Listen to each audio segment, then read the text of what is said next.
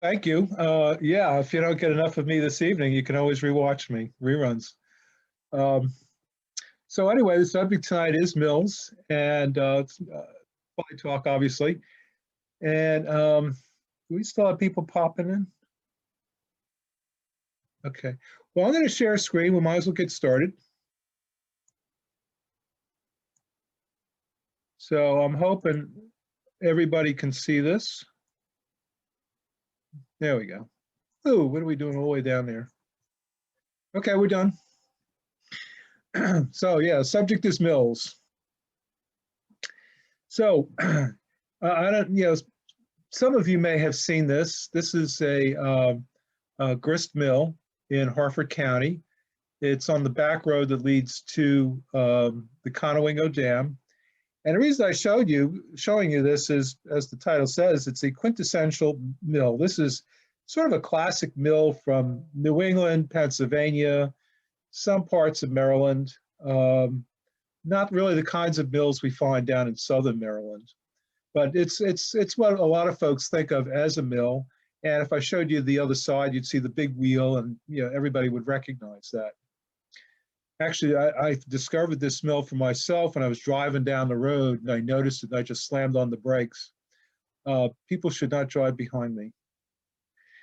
So what I want to talk about today is, okay, that's a quintessential mill, but there's a lot of variability in mills. They all tend to look different from one another. And it's those differences that I think are really interesting, and they tell us a lot about the history of the community in which each of those mills are located. Now, I'm going to focus on water-driven mills and primarily grist mills, a little bit of sawmill. I'm not talking about windmills, and that's why I got that thing crossed out there. That's a classic apron mill.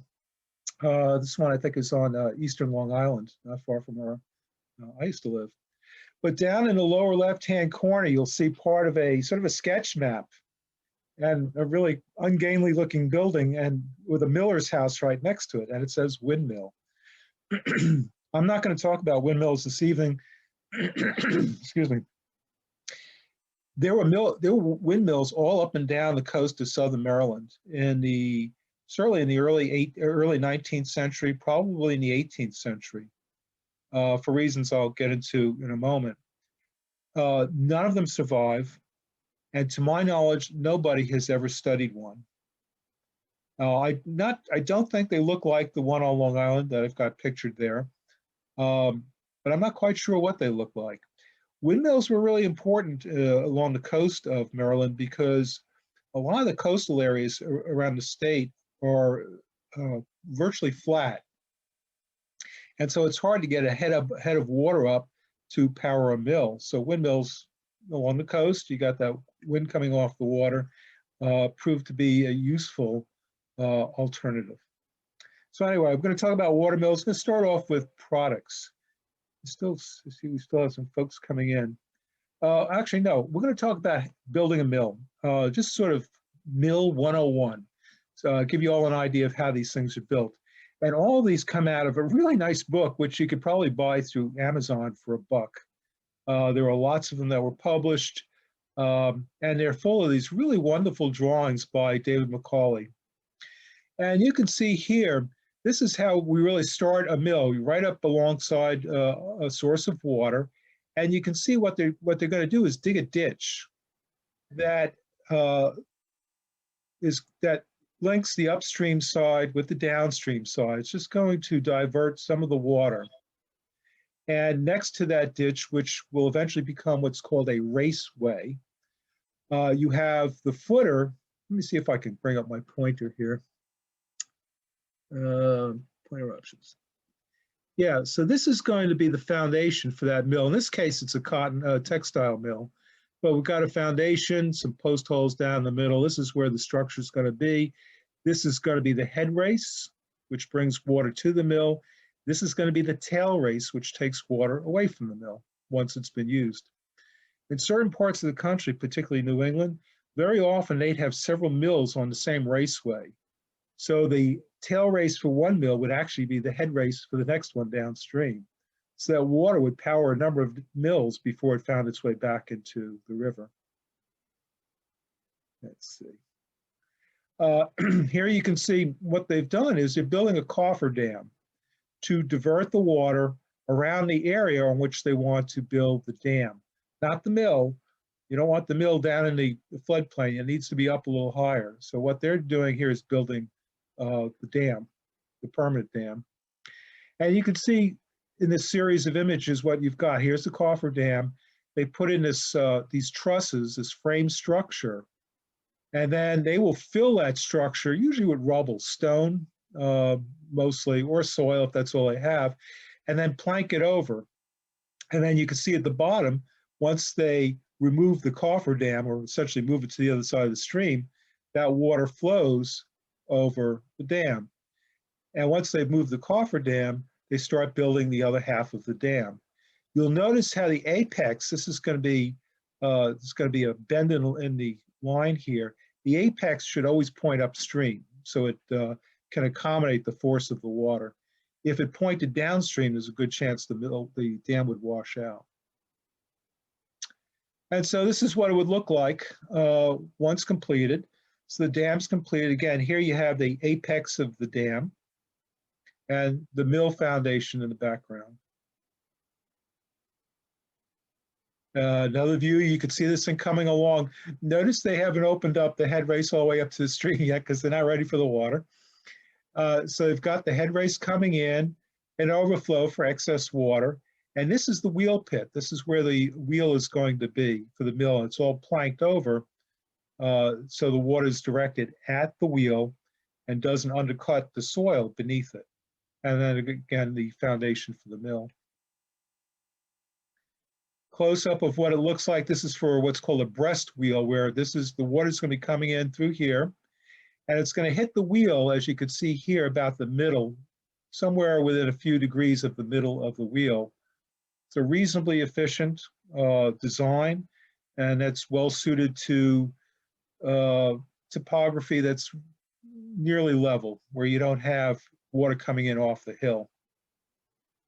And so the wheel is going to be built in this area here. You can see how it's built. You know, it really is just a big wagon wheel. You make them pretty much the same way. In fact, the parts are often called the same thing. You've got an axle here, spokes, and these segments here would be considered what are called fellies, segments of a wheel. And felly is spelled F-E-L-L-O-E. So that's a wheelwright term. And the axle would have a gudgeon in it and a journal, and this is what the wheel would spin on within this journal box here. And there'd be a couple of hoops around the end of it just to keep it from splitting apart. And you could see mortises cut in here. That's where the spokes would go.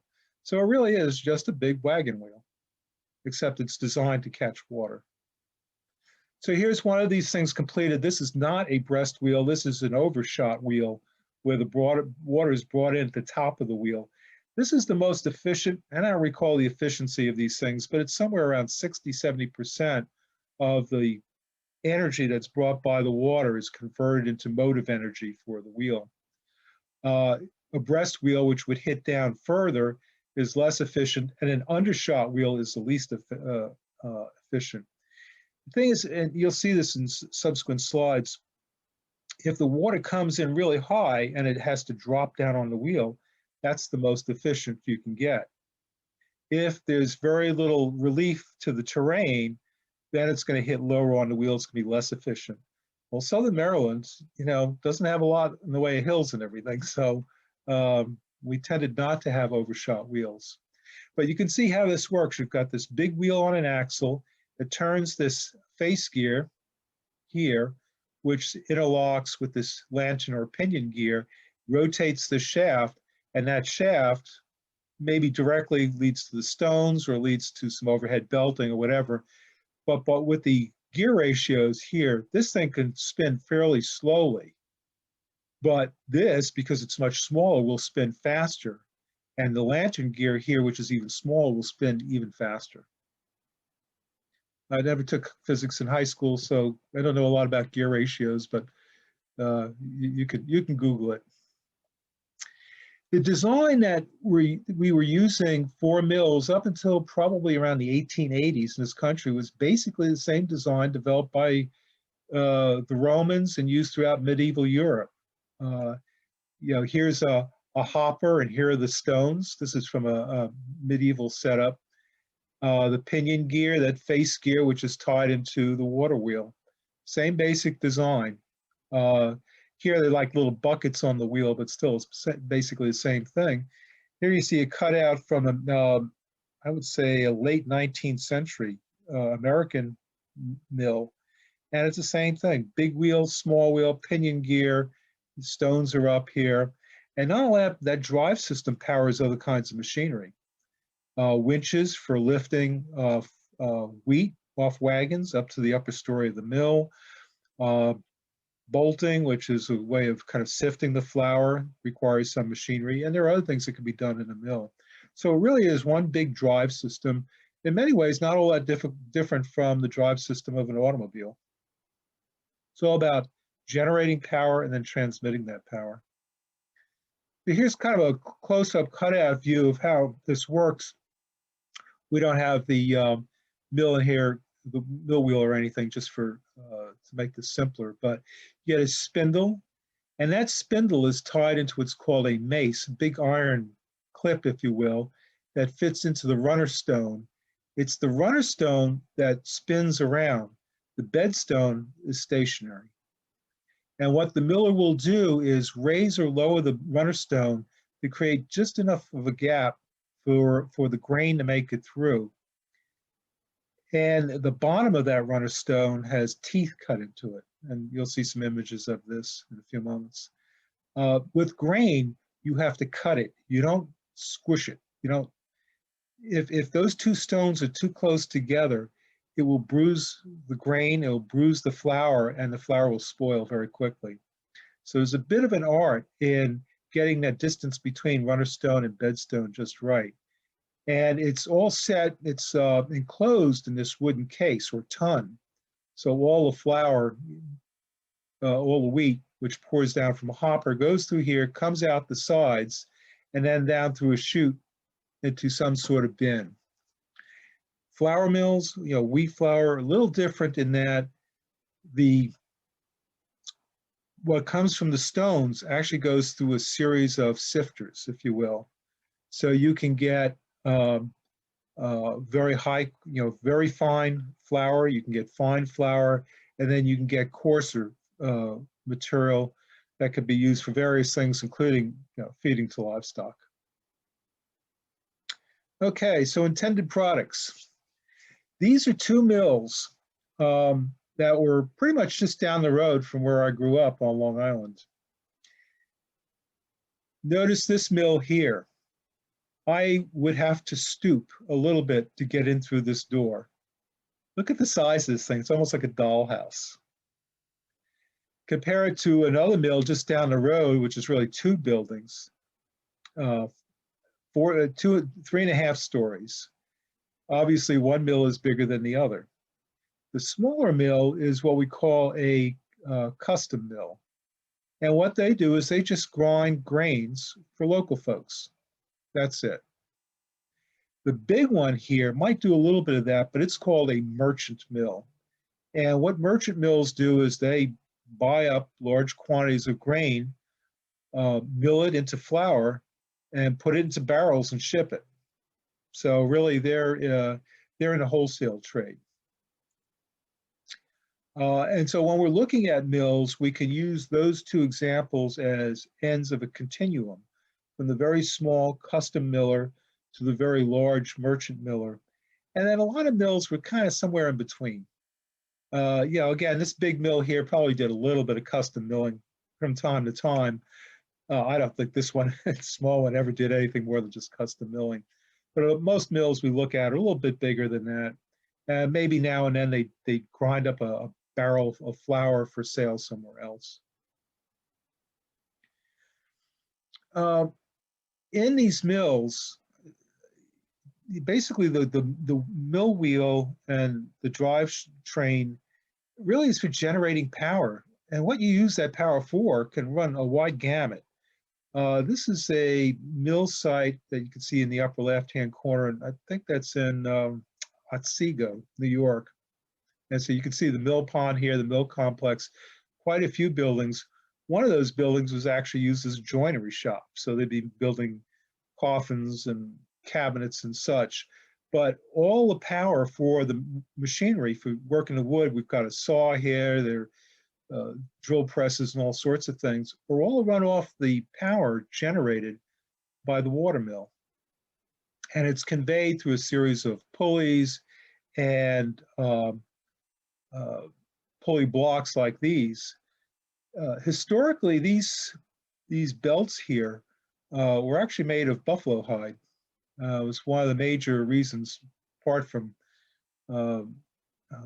trying to kill off the Plains Indians.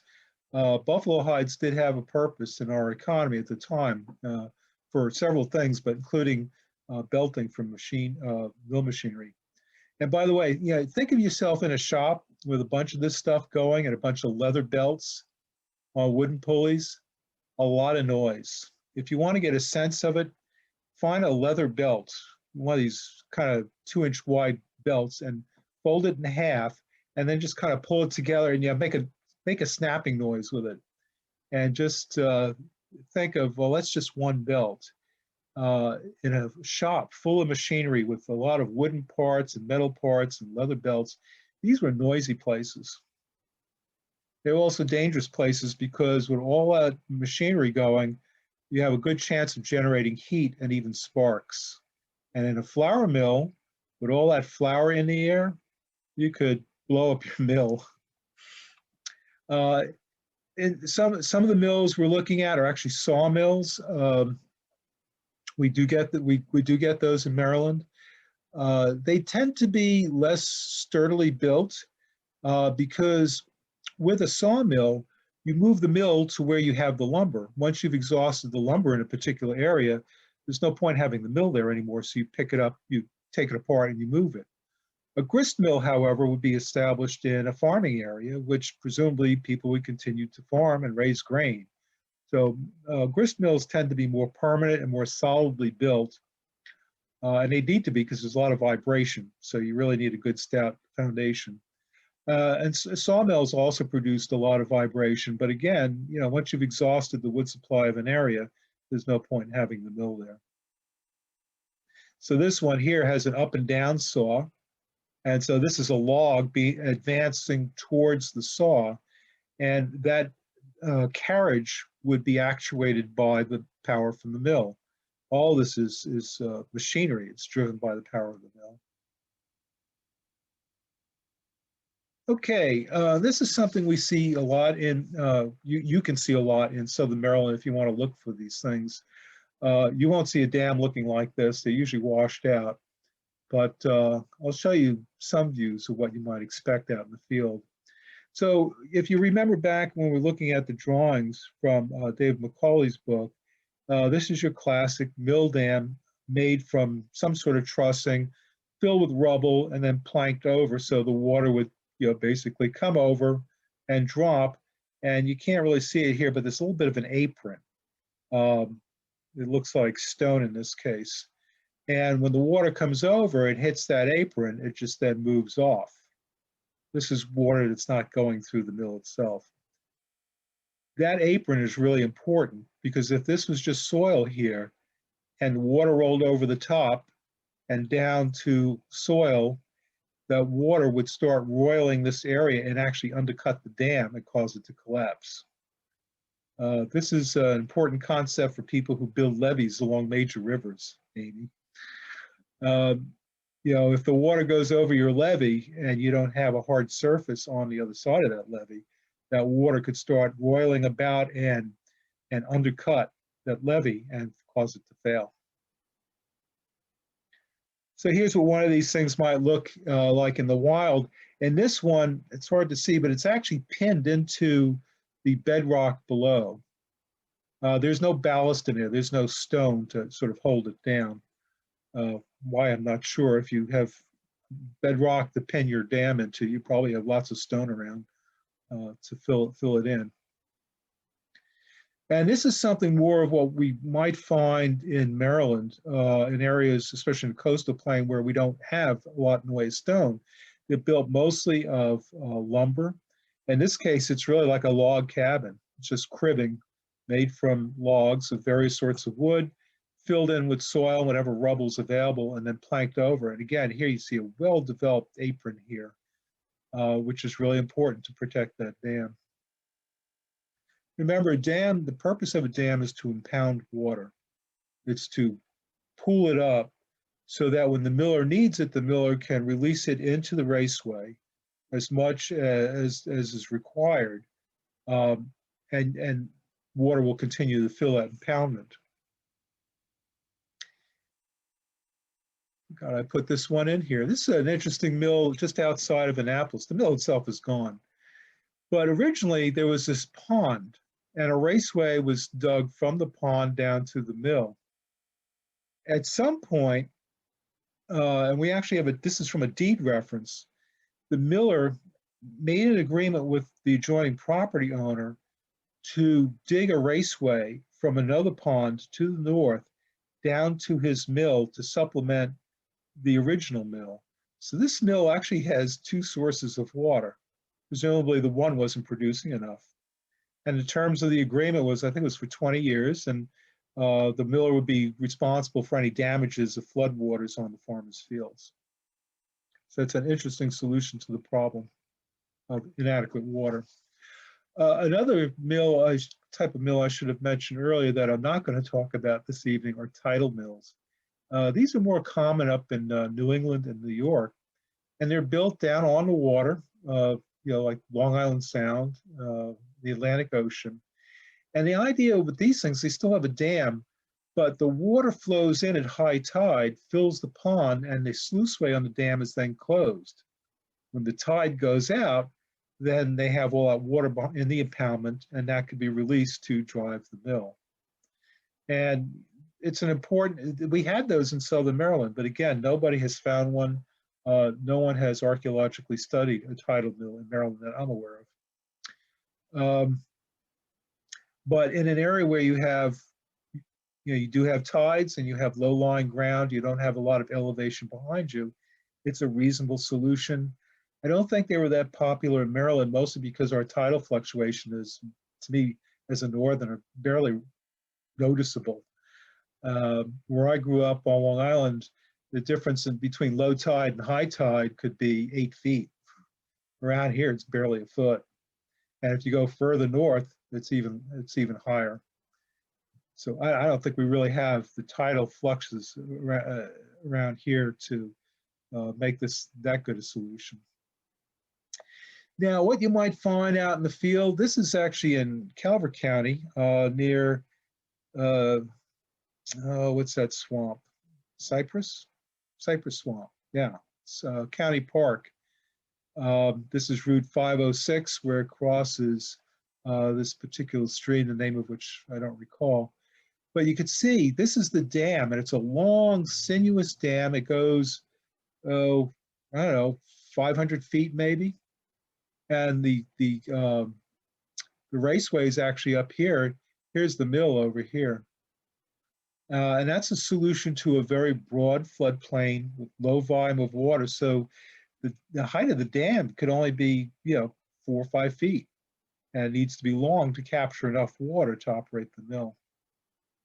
And that, I think, was a pretty common, from what I've seen in Southern Maryland, from the sites I've looked at and recorded, that's probably the most common type. It's just an earthen dam, no fancy truss work, no stone, nothing like that. It's just a big windrow, a big pile of dirt that crosses a stream valley. And let's look at some of the machinery. Again, we have different kinds of wheel arrangements. This one is an overshot wheel. This is over in Davidsonville. I was over in Davidsonville area of Anne Arundel County. So the water actually coming in at the top of the wheel. That means that there must be a significant rise in elevation behind the mill, because it's not just the water flowing, it's the water dropping onto the wheel. And ideally, you'd have water dropping from an elevation of 20 feet down onto a 10 or 12-foot diameter wheel. For lower elevations, you get an undershot wheel like this, which looks a lot like a paddle wheeler on a steamboat. And here the water just flows underneath and has enough force to turn the wheel, which then drives that energy through the system. This one up here, I think, yeah, this is Stratford Hall. This is Stratford Hall in Virginia, where Robert E. Lee was born and raised. And you can see here's the raceway here. This has been largely reconstructed in the early 20th century, I think, by an architectural historian named Abbott Cummings. But you can see we have here a penstock. This is the raceway. It's actually enclosed in lumber, and it takes the water directly to the wheel, which you could see over here. You see more of that kind of design up north. We don't see it as much down here, perhaps because most of the mills have been destroyed. Mills wash out very easily for obvious reasons. This is sort of the basic design for a turbine. It goes back to the Roman period, and that is it's a wheel. It's sort of an undershot wheel, but it's set on its side. So you can see the shaft is vertical, whereas with here you could see an undershot wheel, but the axle is horizontal. With a turbine, it's vertical. And so the water is hitting this thing from the side and just basically causing this thing to spin. So it's a very simple solution to harnessing the potential motive power of a stream. And so this is just, kind of a rustic mill from Roman or medieval times. And the shaft goes straight up to the runner stone and it spins, and that's that. There's no fancy gearing or anything in here. Compare that to the image on the right, where you have a manufactured, it's a sphere, it's a turbine, but it looks like a sphere, and the water is directed into that, and there's a shaft that goes up, and again, carries that motive power. There are two big advantages to turbines. Number one, an enclosed turbine isn't subject to damage the way a water wheel is. Think of a big water wheel and a spring storm in which all kinds of rubbish, including entire trees, come sailing down the stream valley. And just think of what happens when that tree rams into the water wheel. It shatters it. And it takes a lot of skill to put it back together again. With this turbine here, it's from a factory. So there's no skill, there's no, mill, you don't need a skilled millwright to build it. It's already built. You just have to install it. And because it's completely enclosed, it's protected from debris for the most part. And it's also quite efficient. All the water could be directed directly into it. In fact, turbines were quite common on the Eastern Shore. I suspect they were in Southern Maryland too. It's just that we don't have the data. But the Eastern Shore, as early as the 1830s, were using these turbines, mostly for the lumber milling industry, which pretty much declined by the beginning of the 20th century. Here's a turbine from in upstate New York. You can see the casing here on the left and the spindle as it rises. And this is a turbine where that casing is gone. It's rusted away, washed away, whatever. So this is actually the inside of the turbine. And you can see these sort of cup formation. The water hits that and this thing spins, harnessing that motive power. Millstones, you'd think it'd be fairly simple, straightforward. I mean, it's a millstone. What's the big deal? I was living and working in Brockton, Massachusetts, about 20 miles south of Boston, back in the dark ages. And there was this park, and it was just sort of big granite hill. It was just a big piece of granite, not bigger than a boulder. I mean, it was a hill. And into the sides of that granite hill, you could see millstones being carved out of that stone. And they were all in different states of having been, of completion. Some you can see where a millstone had actually been extracted. Others, you could see the millstone just taking shape as it was being cut out of the granite. These millstones here are a favorite throughout the United States, and they're referred to as burr stones, B-U-H-R. And they were cut into pieces, and for each stone would be fitted together. And once the parts fit together, I suppose they were marked or whatever, they would take them apart and they would just ship them as basically blocks of rock.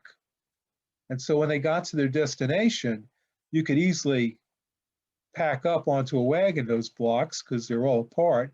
You bring them to where you're going to use them, you fit them together, and then you take an iron hoop, basically like a tire of a wagon, and you heat it up just like you would if you were putting an iron tire on a wagon.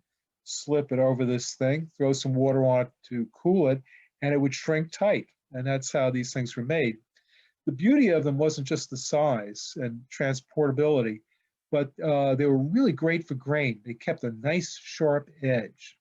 And so they were highly preferred. So on a lot of mill sites around here, as you'll see in a few moments, we find these things. Here's one of the granite type found by that mill in Calvert County near Cypress Swamp. This is the cap to my camera lens. Give you an idea of scale. This thing's only about 2 feet in diameter. It's some sort of specialty stone. Yeah, usually a millstone would be 4 feet, some even 6 feet in diameter. This is only 2 feet. And that suggests it was used for custom milling. So it may well be that some of these millers had, well, we know some of them had 2 sets of stones going at the same time. Others had just one setup and they could switch out the stones. But this was probably just for doing some custom milling of corn for livestock or something like that, or cornmeal for the kitchen. We also have a variety of stones that were used specifically for grinding up paint. In the 18th and 19th centuries, that meant lead paint. So people would mine lead, and they would burn it, turn to lead oxide, and that would be the base of their paint. If you've ever read that late 19th century novel, The Rise of Silas Lapham, he was a guy who found lead on his property, made a huge fortune making paint with lead using these sorts of stones. He ended up going bankrupt. There's a lesson there somewhere.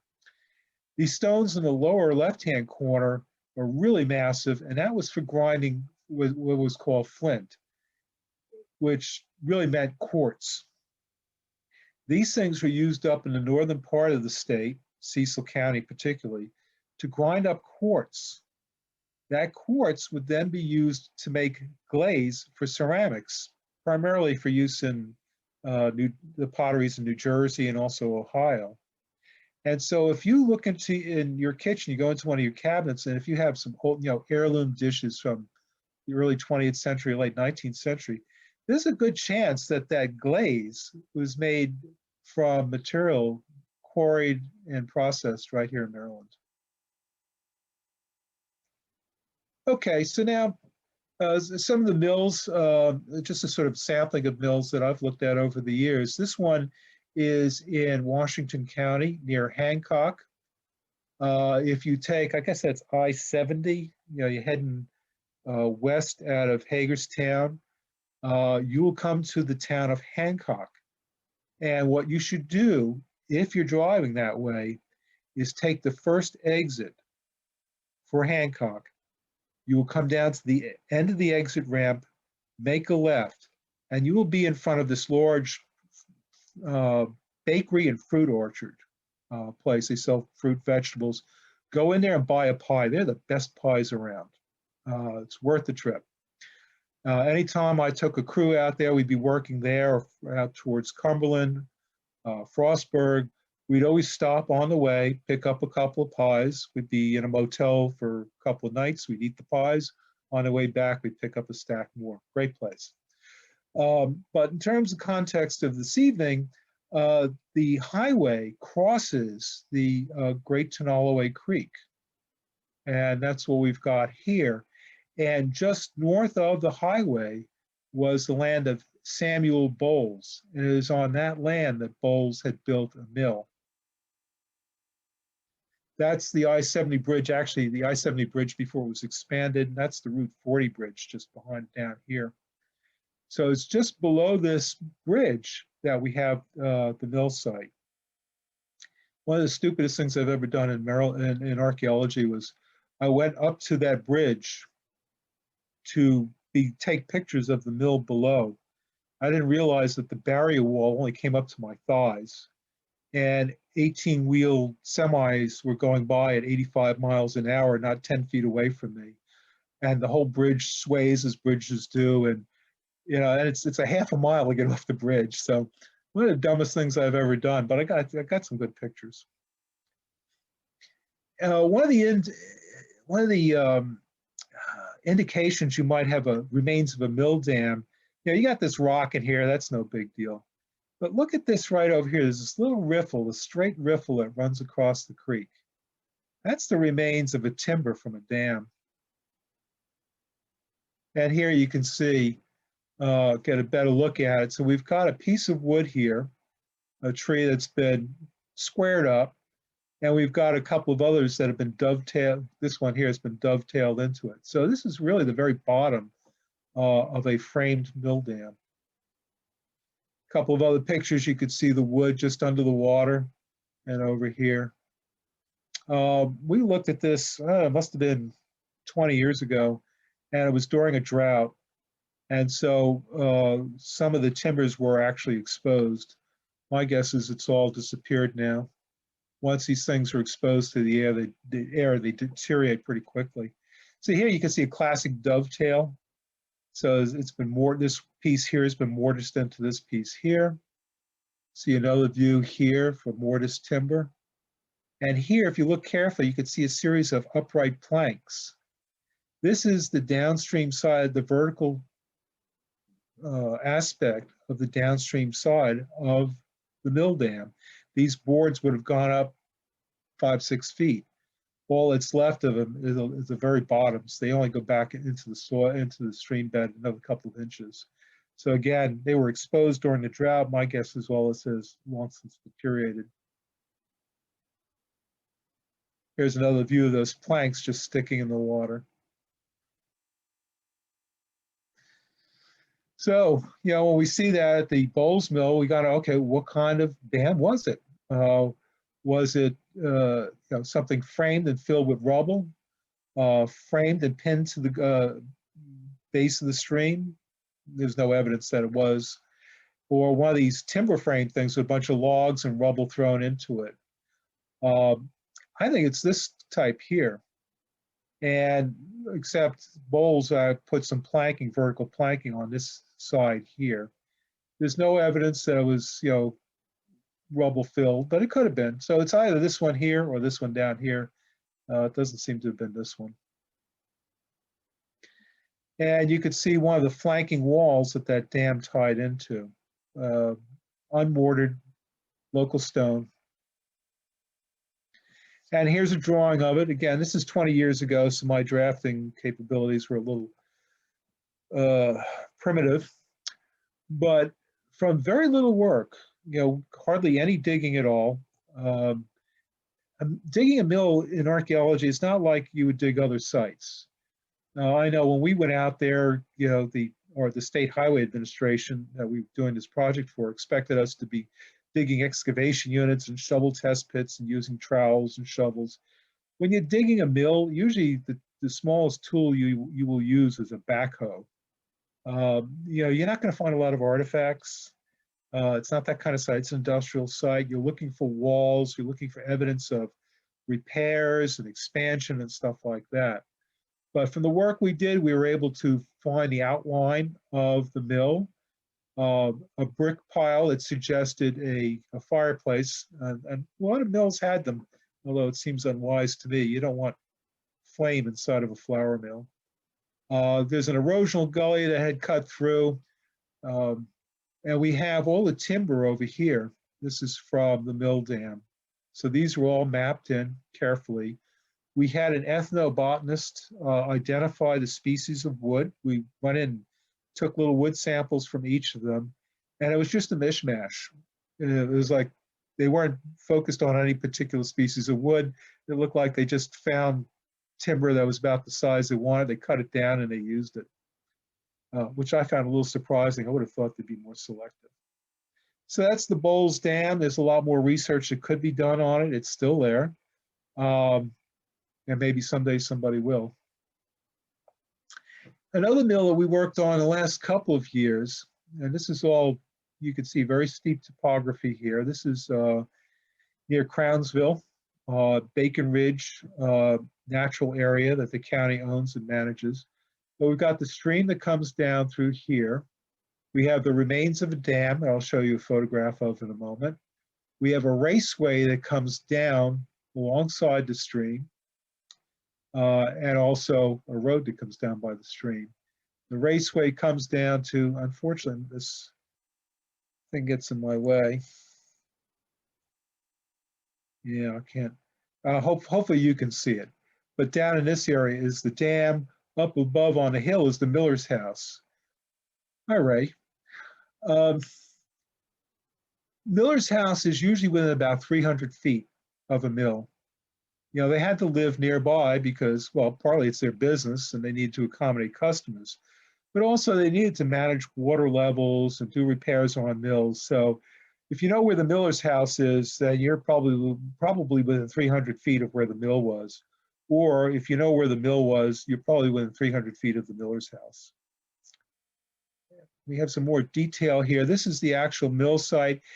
It's kind of in rough shape, you know, because it's been washed over quite a bit. But you know, we could map in the foundation of the mill. We've got a runner stone, that is one that has a sort of cut in the top for the mace.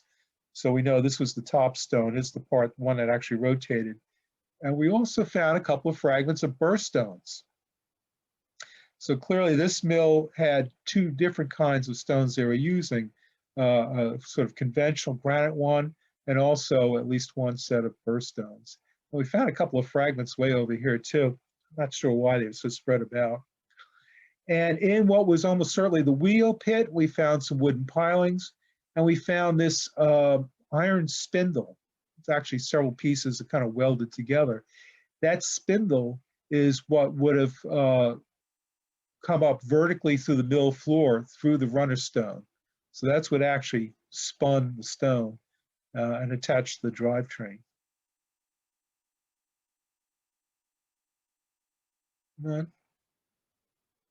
My machine isn't, excuse me, I might have to, seems to have frozen up for a bit there. There we go. So here's one of those burr stones with a mechanical pencil on it, give you an idea. This is just a piece of garbage stone, unrelated. It's maybe part of the foundation. So this is one of those wedge-shaped burr stone fragments. And here is the runner stone. And of course you could tell because it's got this big metal thing in here that the spindle, which is over here on the right, this is the top of the spindle here, and you could see the mace. That would have come into the underside of this thing, clicked into a little notch, and so when that spindle spun, so did the millstone. I don't remember offhand how, let's see, the scale there is 5 feet. It looks like that was about 4 feet in diameter, which would have been, is a pretty common stone size. Again, some of the bigger ones could get up to 6 feet.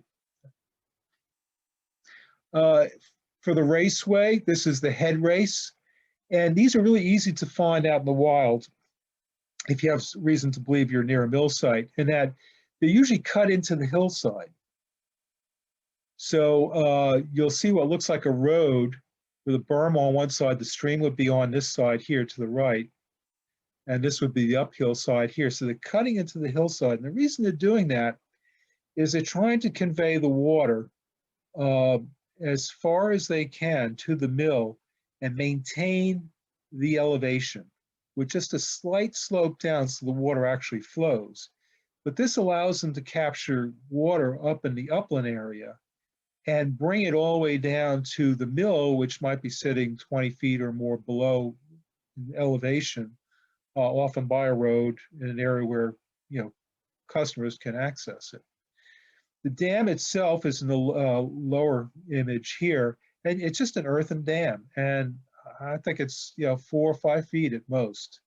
It doesn't extend across the stream because a portion is washed out.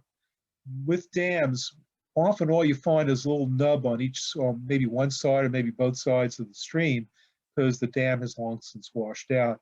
Actually, this one's not long for this world either, because a bunch of woodchucks have been burrowing into it. That lets water in, so eventually it will wash out.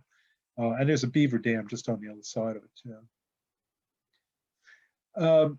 Moots Mill is a mill site over near Dennisville? No, it's right near Hughesville. It's just in Charles County, but just over the line, north of, I guess that's Route 6. And this is a schematic map that shows you, I've simplified the map to show you've got a mill pond, dam, a head race that it's not really a hill it cuts into, but it's higher ground until it gets to this point here. And at that point, there was probably wooden penstock, like I showed you for Robert E. Lee's estate at Stratton Hall, that took it at an elevation of probably about 10 feet.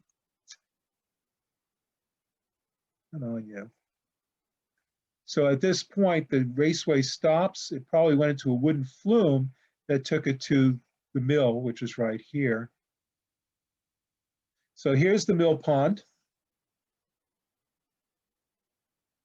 Here's the raceway. You can see it. This one's fairly large. For those of you who know Sarah Grady, that's her standing there with a shovel.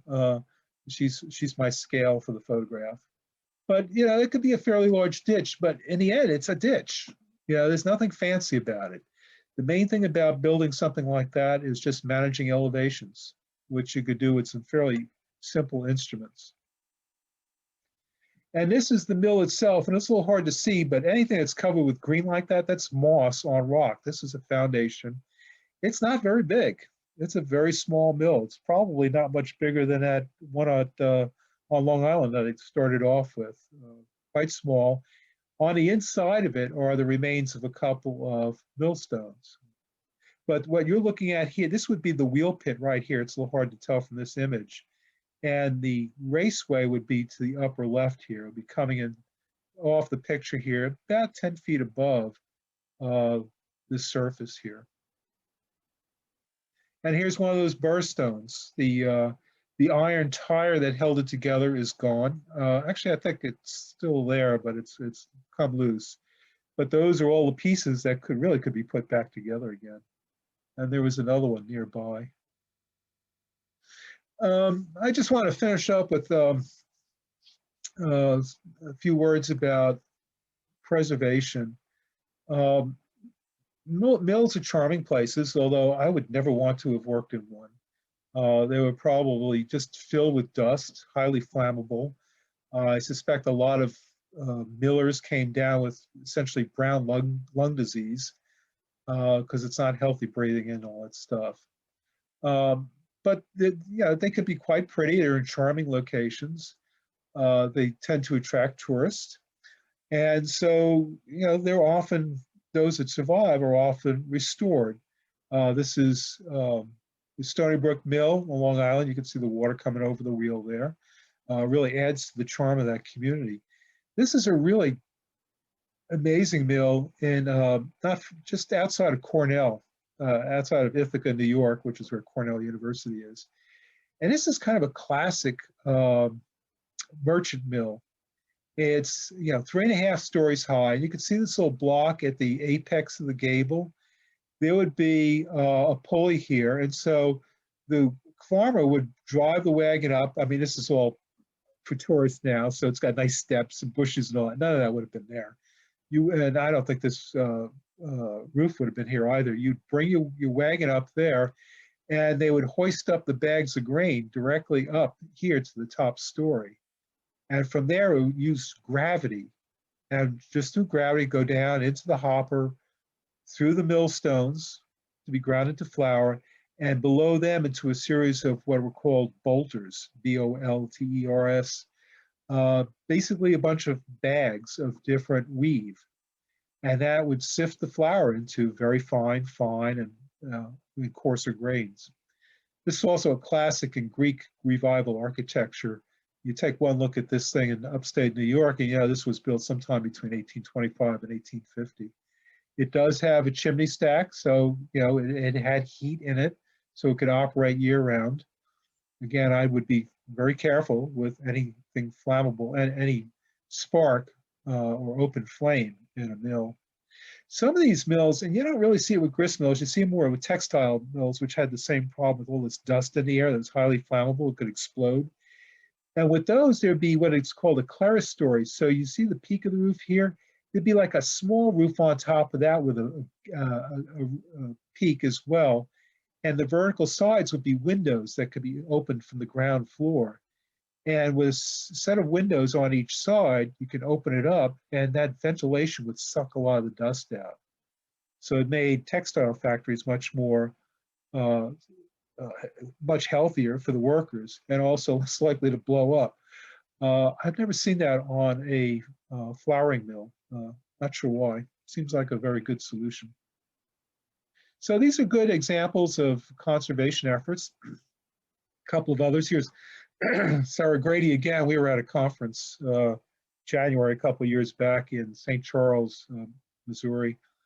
But you can see this mill has been stabilized and restored. And it's actually the site of a really good restaurant and a brewery, microbrewery. And here's the wheel. But what's wrong with this story? You look at this wheel, it's well above the creek. There's no way of getting the water to it. In fact, it's at window heights. This couldn't possibly operate. This is a reconstruction. I mean, maybe it's an original wheel, but it's been moved. So it gives the untutored visitor the sense that, oh, a mill, but it couldn't possibly work. But it's a nice example of adaptive reuse, where we've taken this charming building in a nice historic district, would have been a critical part of the economy of this community. So it's been preserved, adaptively reused to something that, I mean, we don't need grist mills like that anymore, but microbreweries we could always use. Here's a conservation failure, not far from, again, where I grew up on Long Island, at Blydenburg State Park. Here's the Miller's house right next to it, classic. And they managed to fix up the Miller's house very nicely for Rangers headquarters, but allowed this mill to deteriorate terribly. I have heard that it has since been restored, and perhaps it has been, but look how bad they let it get before they tried to do anything about it. If you're interested in mills, there's an organization called SPOOM, S-P-O-O-M. Spume is that kind of foamy stuff that you get in water, as it gets agitated and air bubbles, you get this cavitation and some organic material in the water, so you get sort of a foam, and that's what SPOOM is. Well, SPOOM stands for the Society for the Preservation of Old Mills. And there is a chapter in this mid-Atlantic area. So they spent a lot of time visiting these places and raised money to preserve them, etc. So I think that's all I have. Yes, it is. So I'm happy to take questions. But if you want to ask, please turn on your Susan Langley. What do you want? Unmute yourself. I'm here. Whoa. Hang on. Whoa. Sorry, Jim, I don't know if you can hear me, but I'm echoing really badly on this. Let me see if I can kill something. You didn't kill yourself. Oh, there you are. Anybody else have a question while Susan's trying to figure out her technical problem? Have any of you guys been to mills? I mean, there's some in the area. There she is. I'm back. I had you up twice because I couldn't log in properly. Yeah, Jim, I'm loving you. This is fabulous as usual. It's terrific.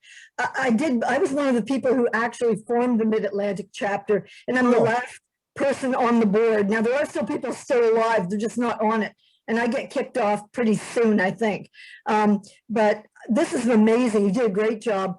And we do have a lot of mills in Maryland that are under-recorded, and my interest personally is tide mills. If you have anything, please share. I started working on tide mills with Ralph Eshelman back in like 97. And he went off in another direction. I got busy.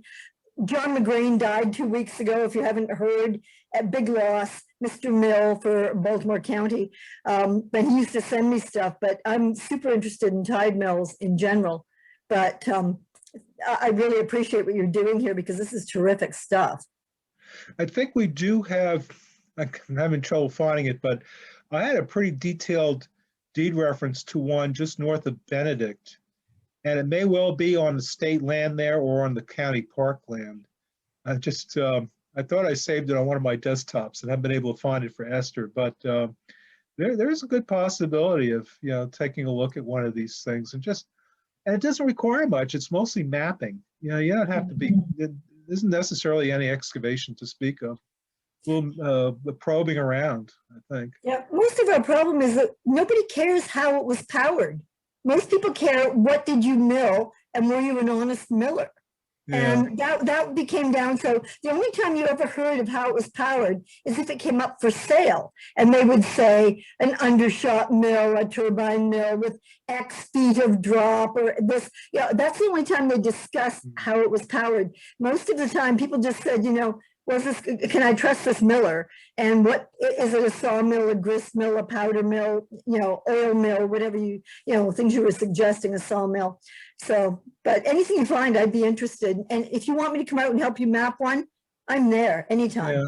Yeah, I love it. I would really, tidal mills and windmills are two things I'd really like to look at in coastal Maryland. And we know there was one at St. Indigo's at the Jesuit Manor there, because that's where that drawing was from. But we should be able to locate it pretty accurately. What may survive of it, who knows? The tidal mill is going to be much more like a conventional mill. It's just the water's coming from a different direction. I've got a few of them, but we can talk later. But I don't want to monopolize it, but thanks. This is terrific. Thank you. Good to see you. I see Stephen and Barbara Israel there too. Oh boy. Any other questions, comments, criticisms, complaints? Actually, in terms of power, I should note I was working down at Pax River Naval Air Station today, and we were basically demolishing a catapult designed to launch jet planes from aircraft carriers. And this was an experimental model on the base. It was actually built into the ground. And there's all kinds of great machinery. We're there photographing, recording. I'll be damned if I could figure out how it was powered. It wasn't a mill though. Presumably it was a diesel motor or something somewhere around here. But anytime you look at machinery, that's a question you always have to ask.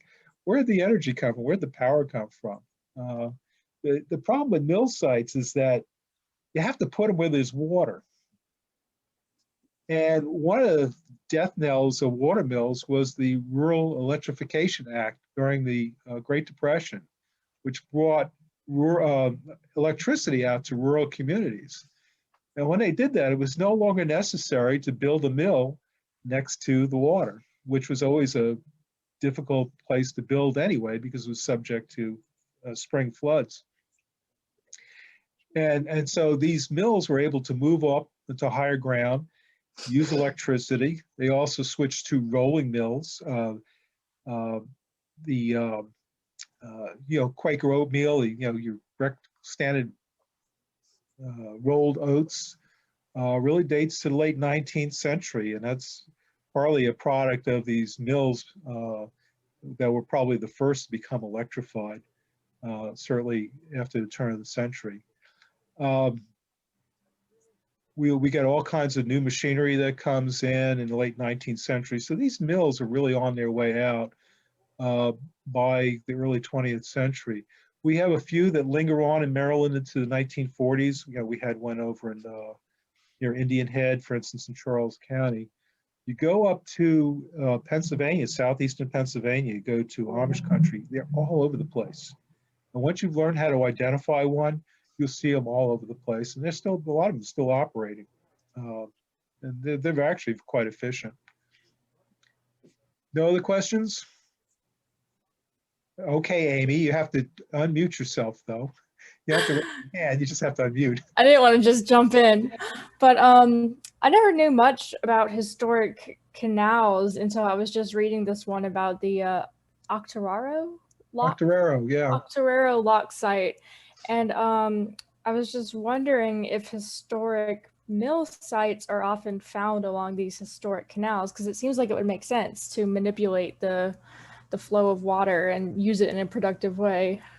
Good insight, yeah. In fact, canal companies would, a lot of the profit from canal companies came from land the improved value of land around the canals. And so canal companies would lease out mill sites to millers. And along the Octoraro Canal, which is just north side of Susquehanna River up in Cecil County, yeah, they leased out mill sites. There were mills operating on the water that was diverted from the canal, or that was coming in from feeder canals that just brought water to the canal. They go through the mill first and into the canal. And water's water. You lose nothing. You merely gain. Plus, if you have the canal there and you want to set up a merchant mill, well, you have these barrels of flour. You just roll them onto a barge and downriver they go. In that case, they would go down to Baltimore. One of the things that makes mills kind of interesting too is they were part of this open warfare between Philadelphia and Baltimore, which despite our Pennsylvanians who are attending this evening, I'd say Baltimore won. We beat the pants off you. There's this large hinterland where lots of grain, particularly wheat, was grown. And so Baltimore and Philadelphia were basically vying for that hinterland for its produce, because if you buy up that grain, you can then grind it, ship it abroad, sell it, make a bunch of money. And that's a large part of what the canals and railroads were about, was getting into the interior so these big cities could acquire those farm products and sell them and make a bunch of money. Mills played a very important part of that because, why ship a bunch of grain when you add value, grind it up into flour, put in barrels, and it's worth a lot more, and it's easily shipped down to the Caribbean, up and down the eastern seaboard, sometimes even over to Europe. Europe had some droughts where they were importing food from us, and flour would have been one of those things. Anything else? Nothing, huh? Okay.